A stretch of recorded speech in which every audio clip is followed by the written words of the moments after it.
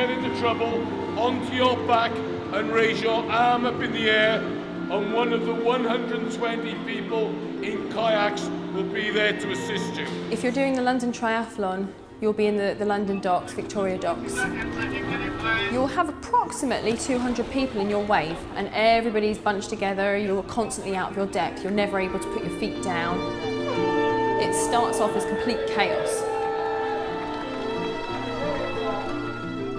And then once you get your rhythm, you find your place within the race, and then you settle a lot more. Triathlon is a standard distance, 1500 metre swim, bike, 40 kilometres, run, 10 kilometres, and then we do have variations on that.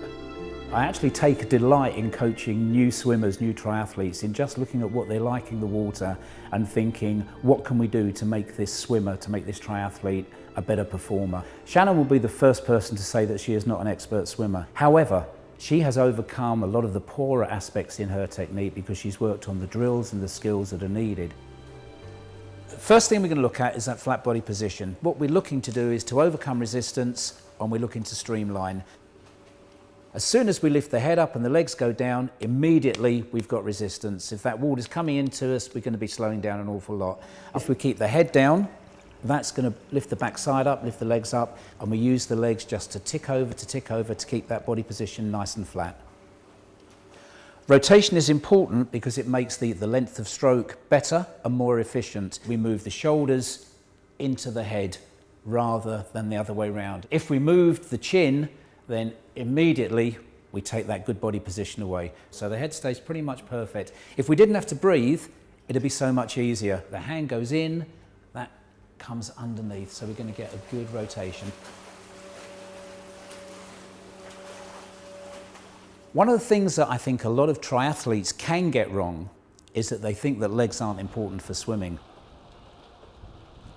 Now, maybe they're not important for power and for absolute speed, but what they are important for is for balance. And what we need to do is make sure that the kick starts from the backside. So the glutes are essential. That's where we start the kick. The depth of the kick, the big toes just touching, maybe 4-5 inches. If the depth of the kick is too much, then we're going to take it right out of line, more resistance, and we'll be zigzagging down the pool. So the length of stroke comes along with all the other points we've talked about. Once we rotate, the arms go forward, we get a nice high grip early on, and when we come through the stroke, then they will go right towards the back as well. The longer the stroke, the more efficient we are, and importantly, the more energy we're going to have to go into the cycle, into the run elements.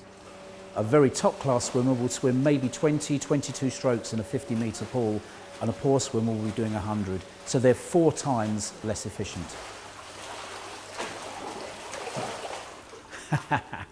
So we move on to the last point, hopefully fitting them all together, and that's to get a good, strong catch. Now, to get a good catch, we say an early catch, get hold of the water early. It's essential that we have the elbows wide and high.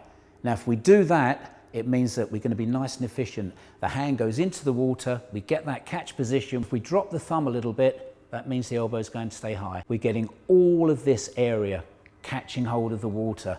Now just think what would happen if we went in and we dropped the elbow. That's the water we're getting hold of, and that wouldn't be any good at all. So a high Y elbow, that is fixed. We pull back on that and we pull our body over the top. And the element of the drill is the elbow staying high. They don't even move, and we just catch back, just catch back. Don't even need to go very far, just from in front of us, just to underneath the elbow. And that will really give you an impression of how important the catch is, and you'll feel the acceleration if you're catching well.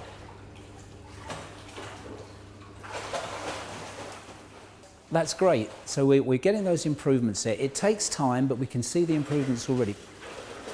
Where we go from now is just repeating the good points of technique, making sure everything fits in together to get a really good stroke. And we're attempting to make you from a good swimmer to a better swimmer to a great swimmer. The next race that you've got coming up, hopefully the time is going to be better, but also you're going to be coming out of the swim feeling actually pretty good to get onto the bike and onto the run. So you've saved the energy, you've saved that extra effort.